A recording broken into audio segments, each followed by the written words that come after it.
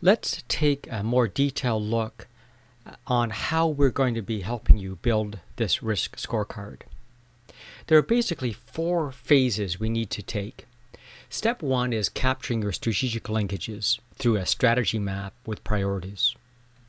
Secondly, we then need to build up your risk register to identify where risks might be occurring in your organization. The third step is to assess where those risks are impacting each strategic objective.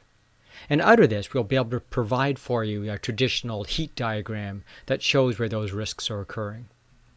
And then finally, we can take all that information along with performance metrics to build out a risk scorecard. Let's take a look at each one of these steps. So the first step, capturing the strategic linkages, is going to help you build the strategy map with their priorities.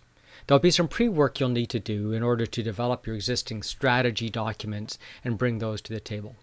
Ultimately, you'll work with a leadership team perhaps to help build out the strategy map and those priorities. The second step is building the risk register. Through a risk identification framework, will help you surface risks if you don't have an existing risk register, or even validate those you have if you do have a risk register. The output of this phase will be a traditional risk register which includes a list of your key strategic risks. From there, we'll assess your risks. We'll be taking a look at each risk and its impact on each strategic objective. And based on your priorities, we'll be able to determine where the most volatile risks exist in your organization. Now, that doesn't necessarily mean they're occurring. The final step will help reveal that by adding performance measures to this framework and building it out as a scorecard. We'll be able to build up a radar device, a sonar capability inside your organization to see, based on performance, where risk may be beginning to occur. Now, this work is designed so you can do it by yourself, or you may want to do it in conjunction with teams inside your organization.